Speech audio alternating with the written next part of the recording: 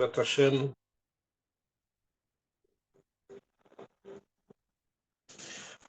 אז בעזרת השם, nuestra clase la hacemos para la הצלחה de Baruch Yitzhak ben Alejandra, Ariel Yair ben Tamara Rachel, Ariel Shlomo ben Ruth Esther, Ezer ben Yitzhak, Moshe ben Lea Shoshana, Yitzhak ben Ruth.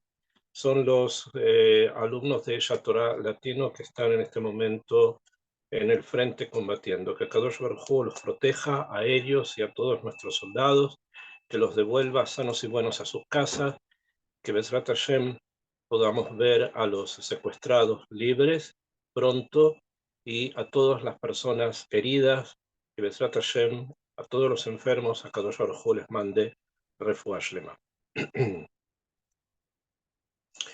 Vamos a comenzar nuestra clase de hoy, en que estamos analizando la forma en que los patriarcas, Abraham, Isaac y Jacob, van construyendo este proceso que es el proceso de la Geula. Van avanzando en sus formas de vida, en la forma de relacionarse con Hashem Yitbaraj, para ir construyendo lo que nosotros hemos llamado tejiendo esta situación, esta realidad que se llama Geula. Y son muchos los puntos que es necesario analizar para poder entender cómo este proceso avanza. Y a veces de conocer la historia, que es lo que está escrito en el Tanaj, las historias de nuestros patriarcas, y conocer tal vez lo que siempre también ocurre, un poco de Midrash, o sea, las demás tradiciones orales que hemos recibido sobre la vida de cada uno de los Avot. Pensamos que a lo mejor con eso es suficiente. Pero bueno, en la Torá nunca nada es suficiente. O sea, Kadosh Baruj Hu Doresh, como dice el Pirkei Avot, Abal Habayit Dohef. El dueño de casa es insistente, insistente. Entonces, ¿eso qué quiere decir? Que necesitamos constantemente más.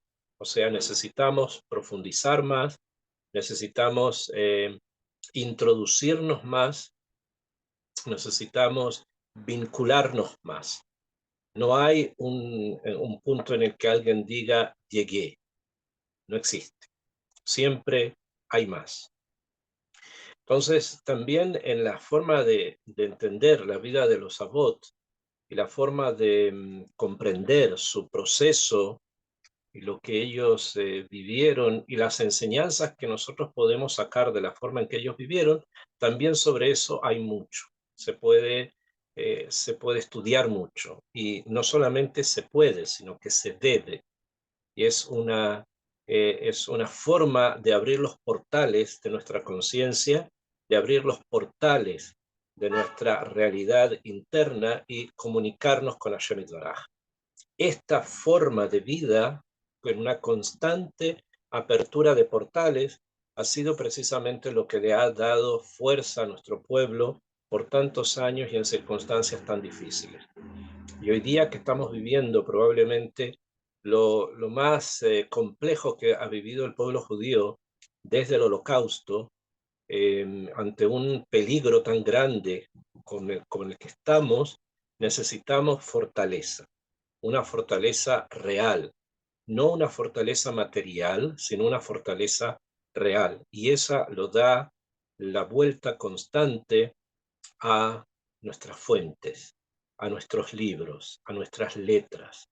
Cuando se leen Teilim, son las letras las que están activándose. Cuando se lee la Torá, son las letras las que se activan. Entonces, eso es precisamente lo que proporciona esta energía que nos cubre y nos protege. Nos protege en términos generales quiero decir, en términos reales. No es solamente una protección material, sino que también es una protección, primero, obviamente espiritual. Bajo esa perspectiva, quiero tratar en en esta clase sobre la parashá de Vayetze, que es la que vamos a estudiar, la que vamos a leer el próximo Shabbat. La historia ustedes la conocen, y la parashá dice en forma bastante clara, ¿no? Vayetze Yaakov mi Beersheva, Vayelech Harana. Y salió Jacob de Beersheba y se fue a Harán. Y cuando dice eso, agrega después, o sea, está saliendo de Beersheba, está yendo hacia Harán, donde vive su tío, el hermano de su madre. ¿Por qué? Entre varias cosas, no es lo único, pero es probablemente el tzir, es probablemente el núcleo central del viaje, buscar cómo obtener esa continuidad en este mundo que se da a través de un casamiento.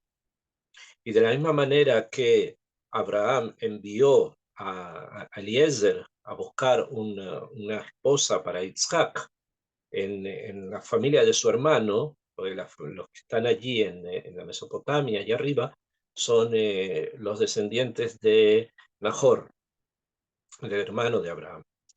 Y a pesar de todo, y a pesar de las circunstancias que probablemente esa otra parte de la familia tiene, que la vamos a encontrar siempre, o sea, va a aparecer constantemente, de todas maneras, Abraham entendió que era el lugar donde podía florecer una esperanza, y esa esperanza fue Rivka, obviamente, y también Jacob entiende, y por eso también sus padres le dicen que vaya donde Labán, porque obviamente ellos sabían quién era, y cómo era. Sin embargo, en algo más cercano al tronco es donde es más posible encontrar que florezca una esperanza. Entonces, fue también o iba hacia allí. Y la Torá después nos dice, Vaikach me avnea makom.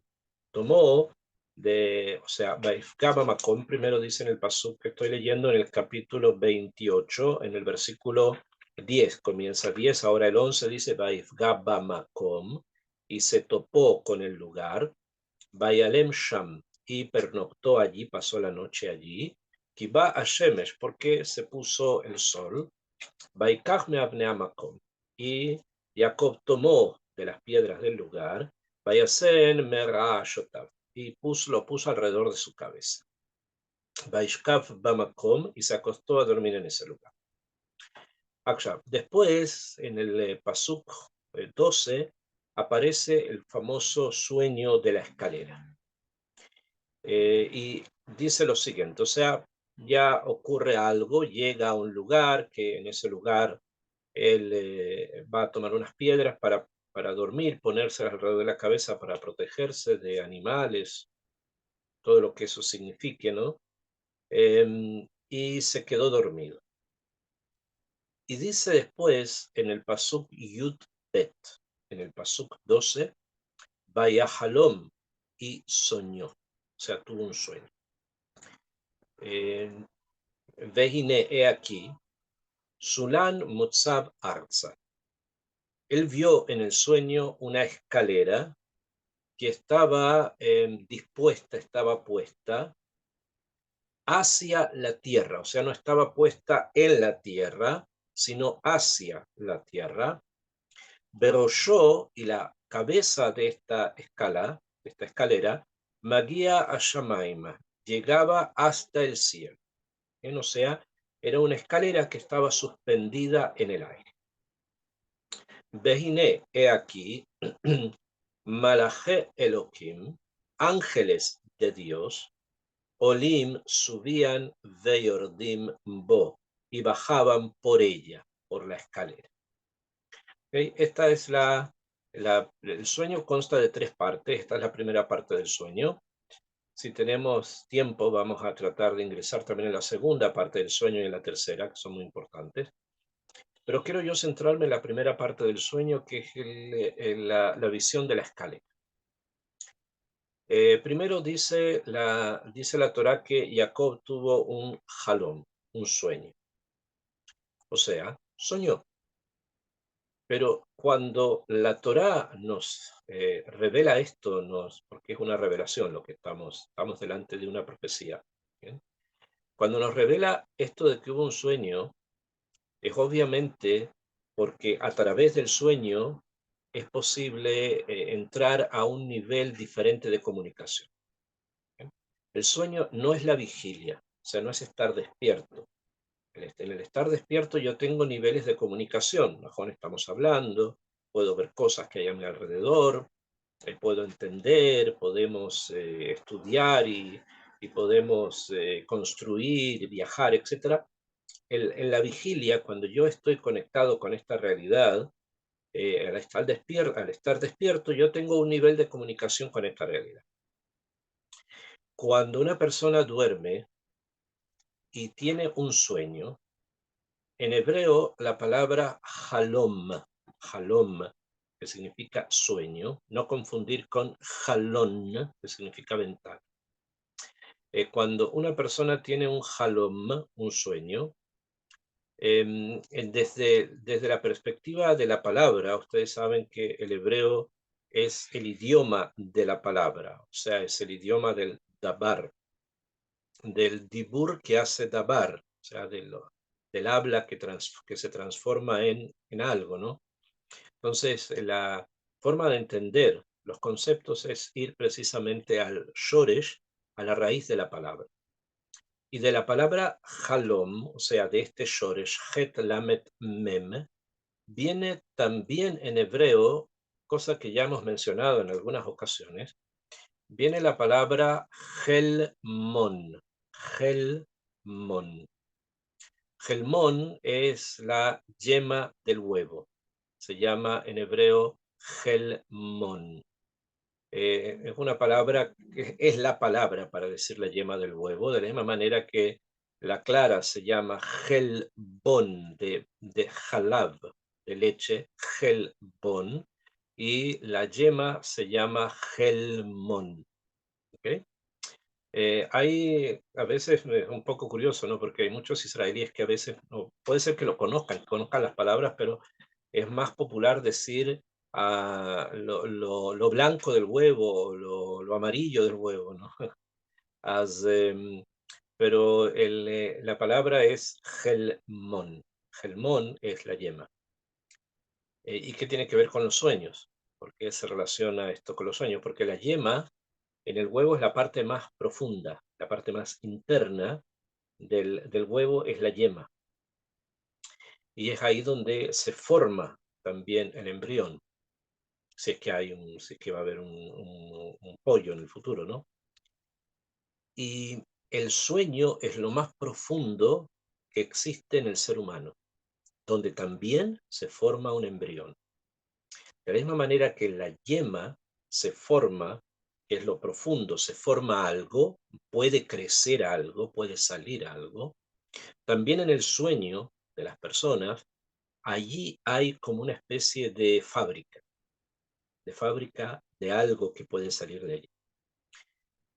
Nuestros niveles hoy, por eso hay que tener también bastante cuidado, porque muchas veces también, a veces suele ocurrir que las personas piensan, porque está escrito en la Torá, entonces también yo, pero no, no es así. La Torá es profecía, tú no eres profeta.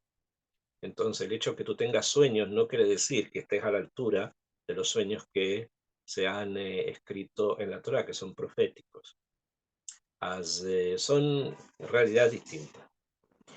Entonces, en este sueño que encontramos, que es algo profundo, como otros más que van a aparecer acá, encontramos que hay una construcción, que se va a construir algo, a nivel obviamente de los patriarcas.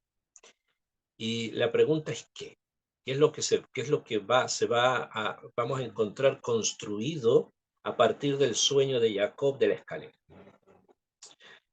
Para eso tendríamos que estudiar muchísimo realmente todo lo que está escrito acá y lo que significa, pero yo quiero centrarme en un punto. La idea de la escalera está clara, Sulam es la escalera, que estaba hacia la tierra, pero la cabeza de la escalera estaba hacia el cielo. llegaba hasta el cielo. Y después dice, al final del pasuk dice, Beiné Malachei Elohim, los ángeles de Hashem, Olim Beyordim Bo, subían y bajaban. Yo quiero centrarme en esta parte, en los Malachei Elohim, en los ángeles de Hashem, los ángeles de Dios. Eh, hay una shela que es una pregunta, como todas las que los sabios hacen, bastante profunda, porque hay que entender realmente qué es lo que están preguntando. Porque hay dos realidades. Acá tenemos la realidad de una escalera. La escalera tiene una función. ¿Mejor? ¿Para qué yo pongo una escalera? Para subir de acá a allá. Entonces, lo primero que se hace es subir. Cuando subo, después bajo. Pero lo primero que se hace, obviamente, es subir, porque para eso hice la escalera, para subir. Y después bajo si necesito bajar. Entonces, hay una realidad física, que es la realidad de la escalera. Y según eso, todo lo que digamos de la escalera tiene que poner primero que algo sube, después baja. Ese es el punto simple. Sin embargo, se ha reunido junto con la escalera, que es una imagen de algo pashut, simple y material, que tiene una función, y por lo tanto se utiliza de una forma, se sube primero y se baja después.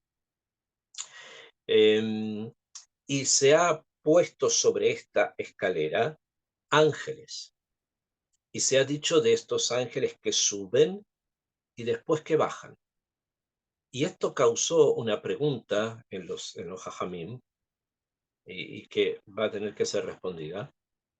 Si los ángeles simplemente viven en el cielo, o sea, son los seres metafísicos que están en el mundo metafísico, en el mundo celestial, entonces tendría que haber escrito que bajan primero y después que suben. Ellos no viven con nosotros, simplemente no viven aquí con nosotros. Entonces, ¿por qué escribe la Torá que suben y después bajan? Pero esta pregunta es una pregunta que se centra en el hecho del que sube, o sea, del ángel, porque no se centra en la situación material que es la escalera, porque la escalera es lo normal que así sea, sino en el hecho de que sea el ángel que la está utilizando. O sea, desde una perspectiva muchísimo más profunda, tenemos dos elementos, un elemento material y uno espiritual. El elemento espiritual, o sea, el ángel, está construyendo su realidad a través de un elemento material, que es la escalera. Y es por eso que nos resulta una Shelah, ¿por qué lo está construyendo de una manera que no es la más, no es la lógica del elemento material, ¿no? O sea, del elemento espiritual que es el ángel, en o dentro de esa realidad material? En otras palabras, si ustedes perciben, hay cosas que son materiales, como por ejemplo dormir. Dormir es una situación que les ocurre a los seres humanos que necesitan descansar. Y aquí Hashem, o sea, la realidad espiritual por excelencia, está ocupando una situación que es material, el dormir, para una conexión, para comunicar algo. De la misma manera, lo que se ve adentro del sueño es que hay una fuerza espiritual que está ocupando un elemento material, que es la escalera, para comunicar algo. Y esa comunicación es lo que nos interesa a nosotros entender. O sea, ese es el punto que nosotros queremos eh, explicar o tratar de entender por qué, si estos entes espirituales viven arriba, debía haber este ente material, la escalera, haber servido para que bajen primero y suban después. ¿Por qué se da esta situación contraria? Entonces, Rashi, o sea, yo les expliqué esto como una especie de introducción, porque hay que entender lo que Rashi quiere preguntar y por qué lo quiere responder de esa manera. Rashi responde y dice así: Olim Tejilá, estoy leyendo el Rashi del Pasuk 12, Olim Tejilá, suben primero, Beajar Yordim, y después bajan. Entonces, esa es la Shelah. ¿Por qué suben primero y después bajan? Sí, tendría que haber sido lo contrario. Esto cuando me centro en el ente que está subiendo, que está usando la escalera, que es el ángel. y responde, está traído a través del Midrash, Malachim, los ángeles, dice Rashi, Shelivuhu, que lo acompañaron, Baaretz, en la tierra, a Jacob, en Yotzin Chutza Laaretz, no salen fuera de Eret Israel. Vealú la raquía, y por lo tanto los ángeles que lo están acompañando dentro de la tierra de Israel, esos ángeles no pueden salir fuera de los límites de la tierra de Israel. Entonces, ¿qué es lo que hacen? Se van al cielo. Se van al cielo. Veyardú, y bajan, malachei chutz laaretz lelavoto. Bajan ángeles de fuera, que son los que lo van a acompañar fuera de la tierra de Israel. Esos son los que bajan. ¿Ok? Ese es el Midrash y vamos a tratar de entender. ¿Ok? Ese es el punto que quiero desarrollar aquí, que es, ¿qué significa esto de los ángeles que acompañan a Jacob dentro de Israel y aquellos que lo acompañan fuera de Israel? Akshab, al final de esta parashá, cuando la parashá termina, pueden ver en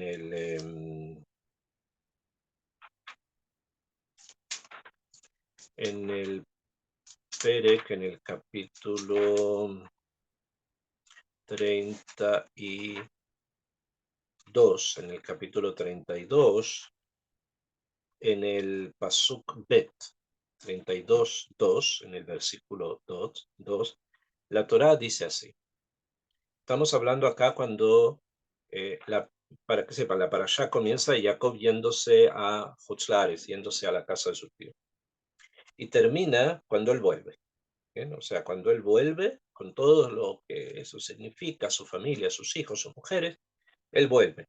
Entonces, el final de esta parashá es su vuelta, está volviendo. Y allí, ¿qué dice? Dice en el Perek 31, en el Pasuk 2, dice, Ve Yaakov alach le darko. Jacob siguió su camino, o sea, hacia Eret Israel, Geubo, y se encontraron con él Malaché Elohim. Se encontraron con él los ángeles de Dios, los ángeles de Hashem. Explica Rashi inmediatamente, siguiendo una línea constante del principio hasta acá. Rashi explica, Malachim shel Eret Israel ba'u likarato. Los ángeles de Eret Israel vinieron hacia él, vinieron a encontrarlo, le lavotó la Aretz, para acompañarlo dentro de Eret Israel. Y estos son los ángeles de los que se está hablando, que vinieron a encontrarlo. Y más aún, dice el pasuk siguiente, Bayomer Yaakov kasher ra'am, y dijo Jacob cuando los vio, ¿okay? Cuando los vio. Esta parte que los ve en vigilia, no los ve en sueño. Cuando vuelve los ve en vigilia, o sea, los ve mientras está despierto. Los vio, entonces Jacob dijo, cuando vio este Mahane Elohim Ze, Vaikra Shema Makom Ahu Mahanaim, y llamó este campamento celestial que él ve los ángeles que vienen, él lo llama Mahanaim, o sea, campamentos, pero dos campamentos, y por eso Rashi dice, Mahanaim, Shte Mahanot, dos campamentos, Shel Chutz Laaretz, de los ángeles que lo acompañaron en Chutz Laaretz, Shebau Imo Atkan, que vinieron con él hasta acá, Beshel Eret Israel, y los ángeles de Eret Israel, Shebau Likrato, que vinieron a encontrar. Entonces, cuando se va, sueña que los ángeles de Eret Israel están elevándose, yéndose, y que los ángeles de Juzlares los van a acompañar fuera de Eret Israel. Y cuando vuelve a Eret Israel, después de 20 y tantos años que estuvo allá en casa de Labán, ve, no en sueño, en vigilia, ve los campamentos de los ángeles, aquellos que lo acompañaron fuera de Israel y los que los van a acompañar ahora dentro de Eret Israel. Entonces, esto es lo que dice el Midrash y así se entiende. ¿Okay? O sea, eso es lo que está escrito en Rashi. Rashi comienza con esto hasta para allá y la termina también. O sea, que vemos una línea, que esta línea gira en torno a la madregá espiritual, el nivel espiritual de Jacob Abed.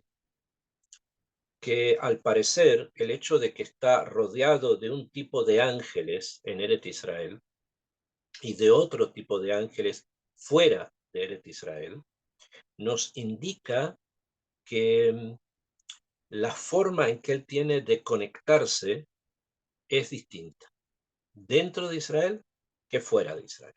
¿Okay? Y eso es lo que yo quiero que estudiemos, de qué se trata, dónde va esto dirigido. Jacob Avinu, a diferencia de Yitzhak Avinu y de Abraham Avinu, tiene una misión.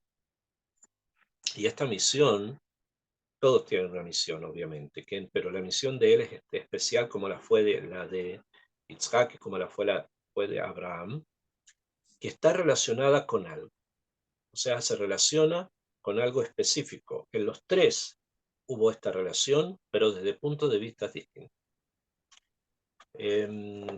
Si ustedes recuerdan, después de la parashá de la Akedah, o sea, antes de Hayei Sará, en Vayera, cuando ocurre la Akedah, después que la Akedah ocurre, Abraham recibe una bendición. Y en esa bendición, Akadosh Baruj Hu le dice a Abraham, le dice lo siguiente, en el capítulo 22, el versículo 17, Akadosh Baruj Hu habla con Abraham después de la Akedah, o sea, después de la 10ª prueba, que ya es el término de la construcción espiritual de su personalidad, porque ya ha pasado todos los eslabones con los cuales ya él mismo se ha construido como lo que es, o sea, Abraham Avinu. Entonces recibe una brajá especial, una bendición especial que dice, y barej abarejeja, porque de bendecir te voy a bendecir. Beharba arbe, y de expandir, de multiplicarte te voy a multiplicar, et zar aja, a tu descendencia. Que jochve hashamaim, como las estrellas del cielo, bekahol asher al sfatayam, y como la arena que hay en la playa, o sea, en el borde del mar. Vairash zar aja, y van a heredar, conquistar tu descendencia, el Sharo y Bab, la puerta de tu enemigo, de sus enemigos. O sea, van a conquistar la ciudad de los enemigos. Abraham, me imagino que esto ustedes ya lo deben haber escuchado, que fue bendecido con que su descendencia iba a ser como las estrellas del cielo y que y como el polvo de la orilla del mar. Lo que significa gran abundancia, porque son cosas que son inconmensurables, o sea que no tienen medida. No puedo empezar a contar toda la arena que hay en la playa. Es posible hacerlo tal vez, pero no sé si alguien lo haga. De la manera de contar las estrellas que hay en el cielo, creo que sí, ya lo han hecho, pero al parecer nacen y mueren constantemente también. Entonces indica que es una descendencia que no tiene número, o sea, que va más allá de los números en el sentido de que no está sujeta a una estadística. ¿Okay? No está sujeta a estadística. En un lugar pueden haber muy pocos Yehudim, sin embargo, Yahol que la descendencia sea abundante. O puede ser que en un lugar hayan muchos Yehudim y no sea tan abundante, pero con esta otra en otro lugar sí va a ser abundante porque todas juntas van creando más y más. Entonces, la kabaná de ambos psukim que nos viene a enseñar es precisamente la inconmensurabilidad. O sea que el pueblo judío no está sujeto ni a estadísticas, ni a cuentas, ni a censos. Es una realidad distinta. Esto es lo que, de forma simple, ¿no? Le dicen a Abraham. Después, en la parashá de Toldot, cuando Yitzhak va hasta Gerar es Asa, ustedes saben, creo que no sé si lo comenté la semana pasada o no, pero La parashá de Toldot gira en torno a unas cosas que Yitzhak hizo en Gaza, en castellano le llaman Gaza, la franja de Gaza, donde estaba la ciudad de Gerar, que era el lugar que habitaba el rey, había un rey de ese momento se llama Abimelech. Y él llega allá, llega con Sara, con Rivka, y realiza varias cosas allí, y es ahí en ese lugar donde Hashem le dice a Yitzhak que no salga de la tierra de Israel. Entonces quiere decir que Gaza es parte inseparable de la tierra de Israel. Y cuando, lamentablemente, hay que ser muy cuidadosos, obviamente, Am Israel no reconoce que una parte de la tierra es de él, entonces esa parte de la tierra eh, puede pedir, puede pedir un castigo, As, porque no se abandona. No pueden expulsar de la tierra de Israel, como hicieron los babilónicos. Pero los midrashim son impresionantes como los Yehudim que eran llevados al exilio por los babilónicos en cadenas por las manos y los pies, se tiraban al suelo simplemente para poder agarrarse a las piedras de Eret Israel y que no los saquen de aquí, porque uno no se va de Eret Israel. La tierra es parte de nosotros, como nosotros somos parte de la tierra. Lo mismo pasó durante la época de los romanos. Cuando nos expulsaron, los sabios se llevaban incluso arena de la tierra de Israel en sus bolsillos cuando los tenían que llevar. Entonces, no existe una posibilidad de que un yehudí entregue algo como eso. Eso causa un desorden en el mundo, eso es lo que se llama castigo, ¿no? El desorden en el mundo, lo que se puede llamar castigo, y eso por eso hay que ser muy cuidadoso. De la misma manera que no se puede ofender la tierra de Israel.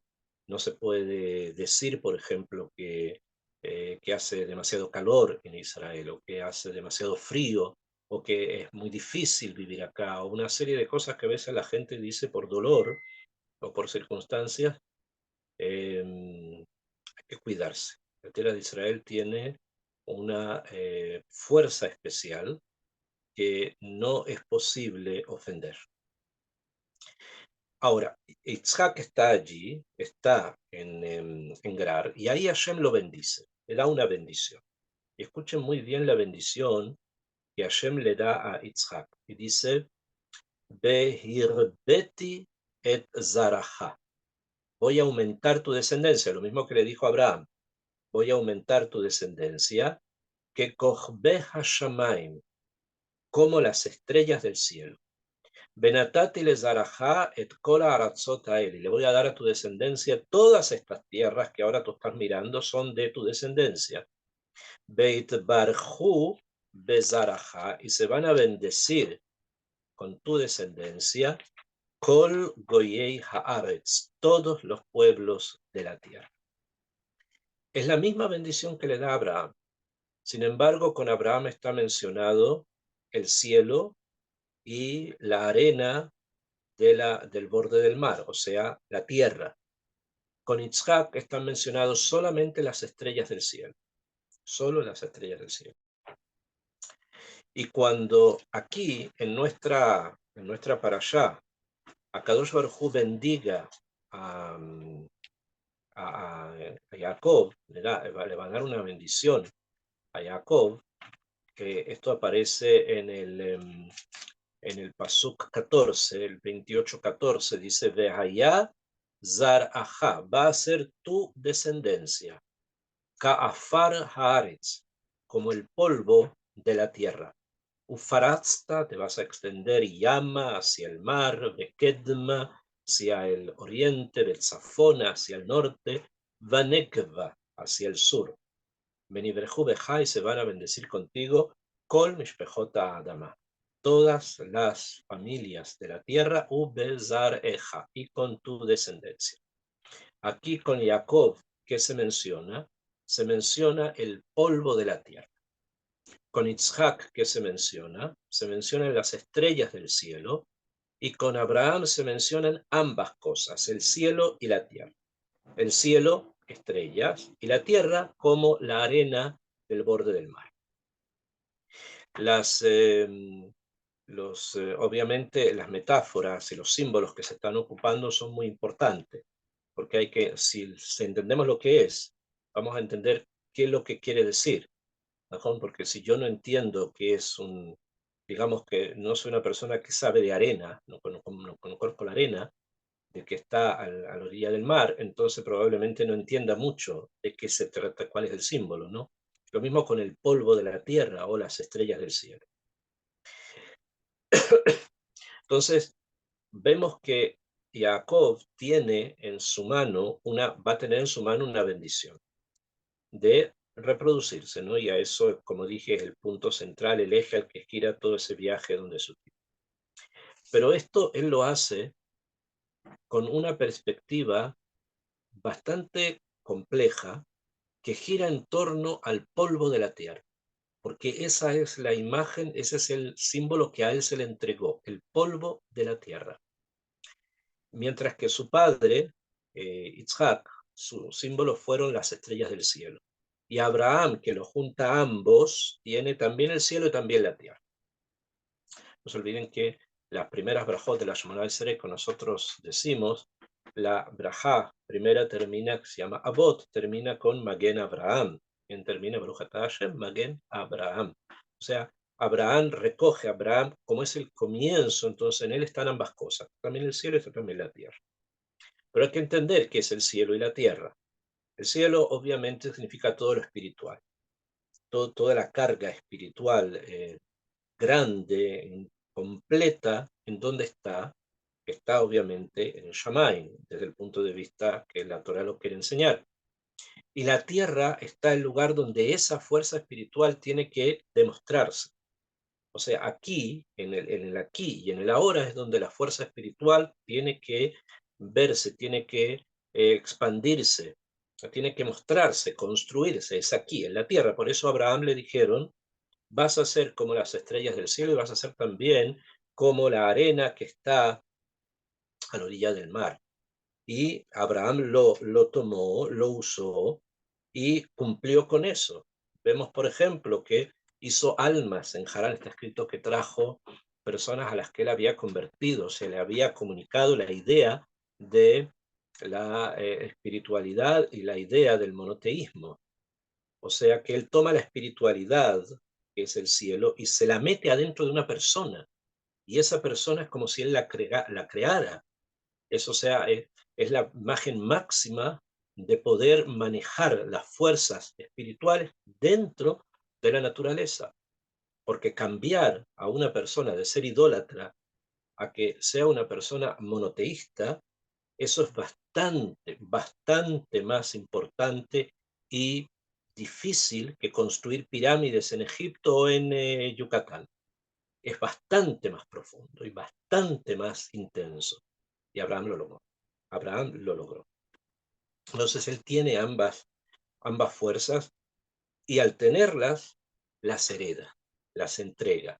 ¿A quién las entrega? A su hijo, Isaac, quien va a recibir una braja especial.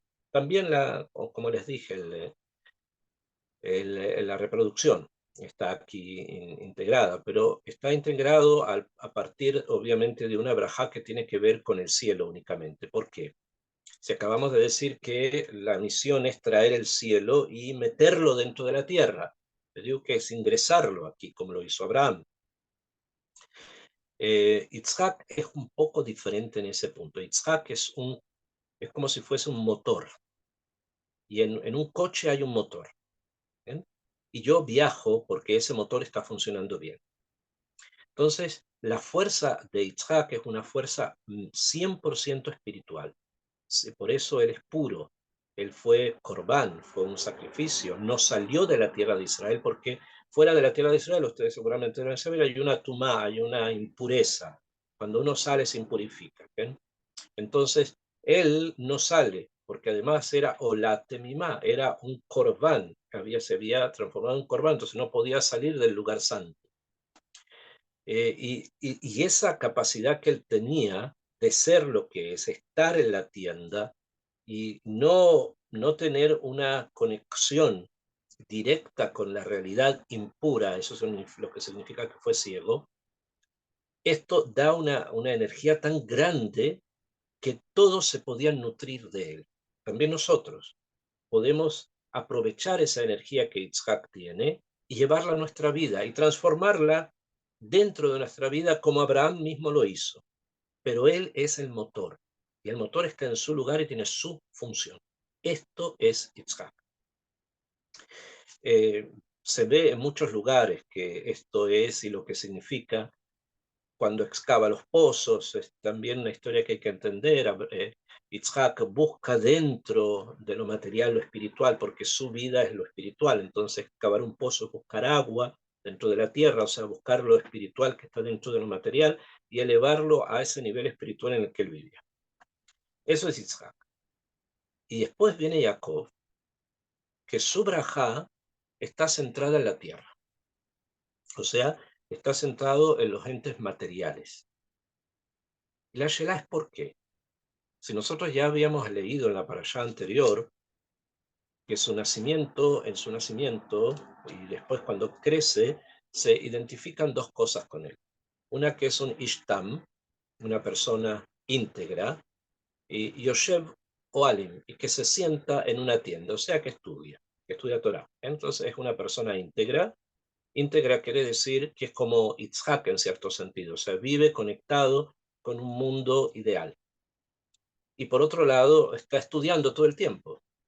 Entonces, ¿qué materialidad hay en él? Él no es una persona que va a hacer business, no es una persona que vaya a ir a hacer negocios, no es una persona que vaya a ir a lo aleno a hacer política.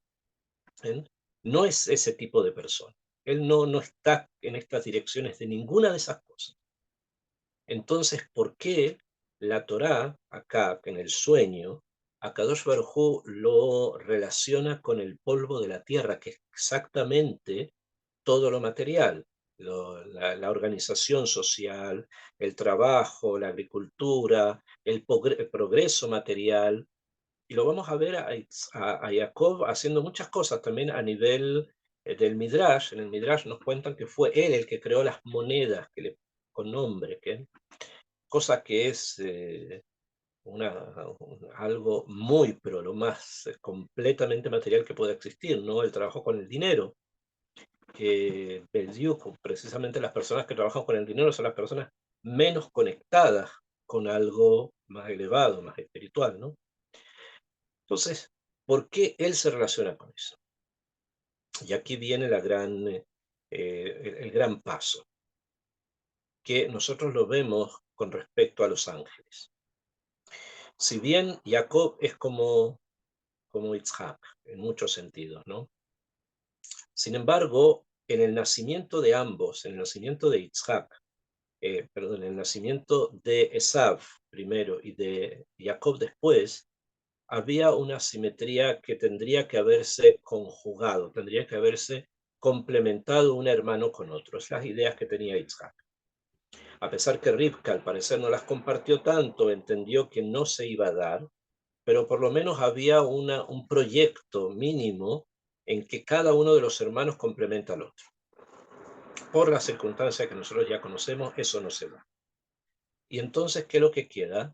Queda Jacob con la fortaleza del estudio de Torah y de la Pnimiut, de lo interior, y queda el mundo material bajo el dominio de alguien que lo va a usar mal. Y eso es Esav. Entonces, toda esta profecía que él recibe con el sueño le viene a indicar a Jacob que si bien su camino era el de él, pero en este momento él va a tener que revestirse de una personalidad agregada. Él va a tener que transformarse sin abandonar la primera naturaleza que tiene, va a tener que transformarse en una segunda naturaleza, va a tener que recibir una segunda naturaleza, algo diferente por completo a como él era. Él era Ishtam Yoshevo Alim, Bajur Yeshiva, quería vivir en su yeshiva frente a sus libros, estudiar de ahí y desde allí construir su vida. Y viene Hashem y le dice, Shein, Beseder, pero hay algo más. En este momento vas a tener que tomar otra función junto con esa no se abandona. Y esta es la dicotomía que el mundo suele tener, especialmente el mundo que no es un mundo de Torá, suele pensar que es una cosa o la otra, o es el espíritu o es la materia. Pero a Kadosh Baruj Hu le quiere enseñar y decir, le da a entender a Jacob y a nosotros, obviamente, que ambas cosas van a tener que ir juntas. Y él va a tener que cambiar, en cierta medida, algún comportamiento.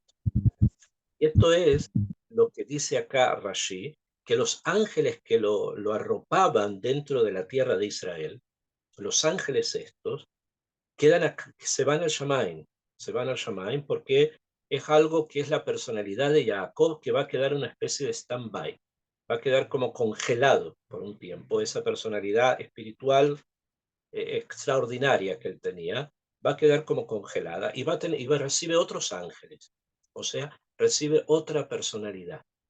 Esta segunda personalidad es la que le va a permitir enfrentarse a Labán, a a su suegro, que es el padre de sus esposas, y a saber que la construcción de su familia, allá lejos en la Mesopotamia, va a depender mucho de la forma en que él entienda y se mueva con personas que son, hoy día diríamos, mafiosos, engañadores. ¿Bien? Va a depender mucho de eso y por lo tanto tiene que ingresar dentro de él un aspecto distinto de poder mirar a la gente. Y después también con Esab. Con Esab mismo también va a tener que, cuando vuelva, lo vamos a ver la parashá de Baishlach, que él prepara tres cosas para la lucha, para sobornarlo, y tefilá, obviamente. O sea, están todas sus nuevas cualidades, las dos nuevas, la lucha y el soborno, van a estar ahí presentes, y la tefilá, que es de él, ¿no? Que es lo propio de él. Entonces, acá cuando Jacob va a enfrentar este mundo raro, que es el mundo de Hutzlaaretz, necesita un ropaje distinto, necesita un ropaje diferente. Y ese ropaje diferente son estos ángeles que lo van a acompañar allá. Y cuando regresa a Eret Israel, entonces nuevamente aquellos ángeles que lo acompañaron afuera van a quedar allá. O sea, las energías de Jacob para poder manejar el Galut y manejarse dentro del Galut, o sea, fuera de Eret Israel, están ahí, están presentes. Entonces, si ustedes han percibido, aquellos que conozcan un poquito más la historia del pueblo judío en el Galut, se han dado cuenta que a pesar de todo, y a pesar de todo significa pero muchas persecuciones, muchos lo que ha pasado hace un mes atrás eran cosas que el pueblo judío las vivía año tras año en muchos lugares. Y a pesar de todo eso, donde Am Israel estuvo, floreció. No hay lugar en el mundo donde el pueblo judío haya estado que no haya florecido. Hoy es así como era entonces. Solo que hoy, como hay tanta materialidad, entonces se suele comparar el florecimiento con el progreso material. Pero obviamente eso no es. Pero si recordamos al pueblo judío, donde ustedes quieran hablar, en los lugares más inhóspitos donde Am Israel llegó, van a encontrar que un sabio que hizo una maapejá, un verdadero revolución espiritual dentro del pueblo judío. Hay un lugar ahí en la mitad entre Serbia y Croacia, por allí en la antigua Yugoslavia, que es una ciudad abandonada. Abandonada es grande porque vive gente ahí, pero es un lugar lejano prácticamente de todo centro cultural, de todo. Se llama Sarajevo. ¿Ven? Y en ese lugar floreció Rabbi Elazar Papo, el que escribió el Pele Yoetz, que hizo una revolución espiritual en el Musar en una ciudad turca, que es una ciudad que queda al lado del Mediterráneo, que hay muchos barcos y muchos negocios y asaltantes y mafiosos y todo lo demás que hay en los puertos, se llama Esmirna. Allí, ¿quién floreció? Floreció Rabbi Haim Falaji. Y podemos seguir hablando miles de lugares, pueblos pequeños en Europa, en todos donde Am Israel estuvo, floreció. Esa es la influencia que Jacob dejó para que los judíos sepan cómo enfrentarse a ese mundo, a pesar de todo lo que pasó allí. Entonces, esta es la imagen de los ángeles que de Hutz, ¿no? Y cuando él ya está dentro de Israel, recibe nuevamente toda esa fuerza completa que lo va a acompañar durante toda su vida. No se olviden, o sea, presten atención que cuando él baja a Egipto, finalmente no está escrito lo mismo. No está escrito que ángeles van y vienen, simplemente no está escrito. ¿Por qué? Porque ya no es necesario, ya sabemos que es así. Ya sabemos, acá es el punto clave porque él construye acá su familia. Entonces es clave para él en este momento tratar a Hashem. Le indica que tiene que cubrirse con otra capa para poder enfrentar lo que él va a tener que enfrentar ahora. Esto es una enseñanza también para nosotros, porque a pesar de que obviamente estamos hablando de la profecía y de sueños que soñaron los patriarcas, lejanos a nuestra pequeñez, ¿no? Pero también debemos entender que hay momentos, personas, circunstancias en las que vivimos dentro de la Kedushá. Pero a veces no es así. Y por lo tanto hay que saber también cómo enfrentar, cómo moverse cuando no hay una Kedushá completa, especialmente en Hutz La'aretz, donde hay muchas otras energías bastante negativas que están luchando constantemente en contra de la Torá y en contra de Am Israel. Entonces, eso es importante tenerlo presente y saber cómo manejarlo en todas las medidas en que eso lo podamos hacer. Bezrat Hashem, que Akadosh Baruj dé esa fuerza, ¿no? Para que todos podamos entender y sentir, porque esto es algo muy complejo. Para pedirle a alguien si siente que tienes ángeles distintos acá, muchas personas a veces no lo sienten. ¿Y por qué? Porque no se ha desarrollado, no se han abierto todas las puertas, los portales de él no están abiertos. Él siempre quiere que otros abran puertas, pero muchas veces la persona misma no abre sus propias puertas. Cuando se abran las propias puertas y sentamos esa conexión completa con la tierra de Israel y con cada parte de la tierra de Israel donde la Kedushá de Hashem nos ha puesto, entonces vamos a conectarnos de una manera muchísimo más honda y muchísimo más profunda con Hashem y Baraj. Que Besrat Hashem así sea y que podamos ver días que sean alegres y mucho mejores. Entonces, si tienen por favor preguntas, podemos hacer, pueden ustedes preguntar. No sé quién maneja, quién abre los micrófonos o no, pero pueden preguntar.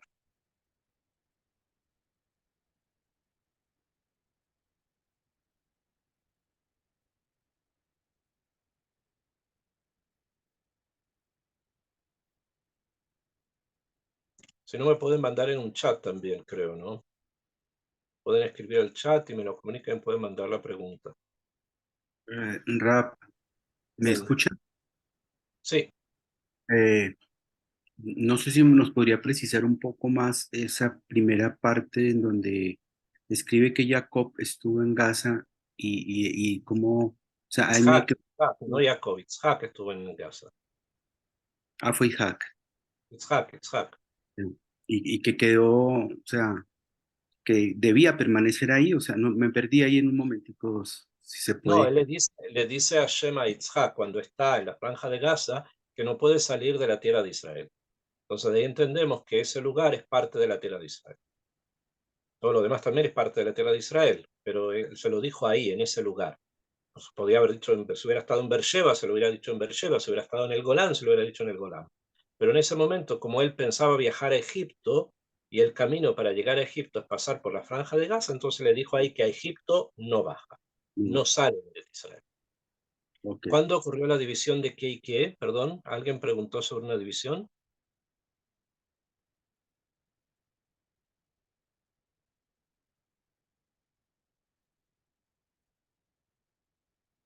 Alguien me escribió y preguntó sobre una división. ¿Quién? ¿La división de qué? ¿De Gaza? No, Gaza nunca estuvo dividida. Gaza es parte de la tierra de Israel, solo que en un momento eh, se decidió entregarla a los palestinos como si fuese una tierra de ellos, pero Gaza es parte de Eretz Israel.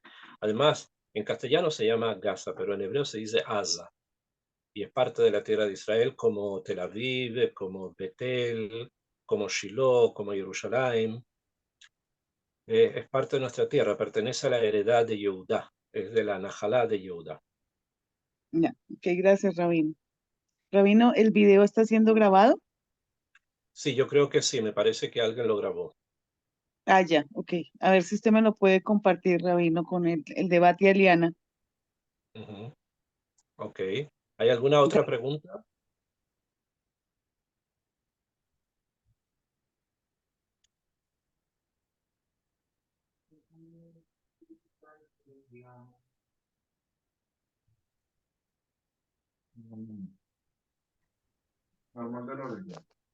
¿Quién? ¿Alguien dijo algo? Rav, ¿Quién? o mês, essa paraxá de, todas as paraxotes de Jacob, elas se dão agora dentro do mês de Kislev. E o Nahon. senhor disse que o mês de Kislev, ele é o arqueiro. Ujú. E o arco precisa estar flexionado para juntar o material com o espiritual. Sí, Nahon, muy E bien. Jacob soube fazer isso durante todo o percurso dele, certo? Sí, Nahon. Tú estás mencionando otro punto dentro de la parashá, que es cuando el tema del arco, que dice que él atraviesa, llegó solamente con algo muy poco y un arco.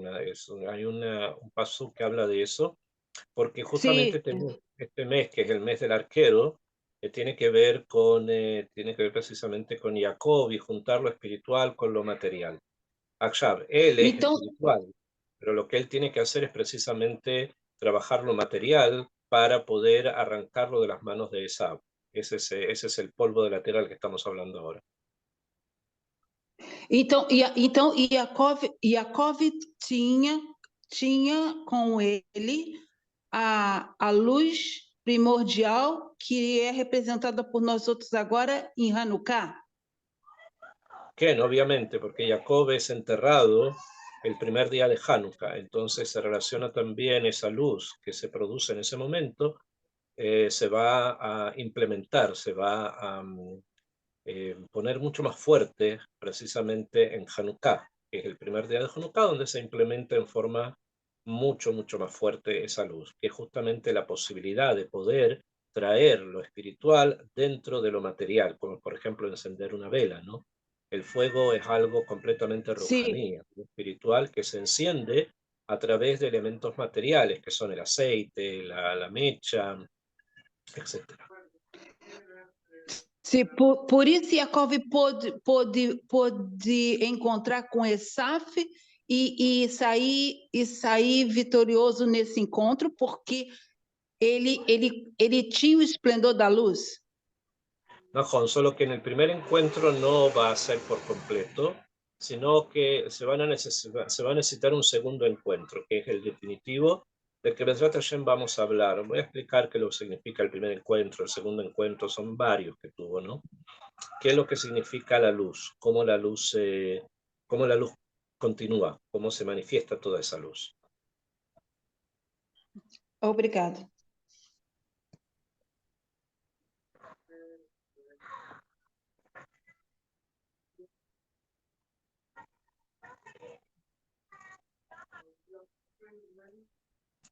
Si es que no hay otra pregunta, el Shibur está publicitado, como ustedes ya saben, va a estar puesto en el sitio de Tiferet, que es la organización de estudios judaicos que está haciendo estas clases. Y allí pueden encontrarlo, y cualquier pregunta o algo que necesiten hacer o algo, Besrat Hashem, Estaremos dispuestos en cada momento. Ustedes pueden anotar incluso de una clase a otra, y la próxima clase, cuando dije yo unos minutos para las preguntas y respuestas, me puede decir, tengo una duda sobre tal clase, dijo tal cosa, que sí nos expliquen, para que así sea más expedito y el estudio también sea muchísimo más dinámico. Top, que tengan una excelente semana y nos veríamos la próxima con Besorot Tovot. תודה רבה. Gracias. תודה רב.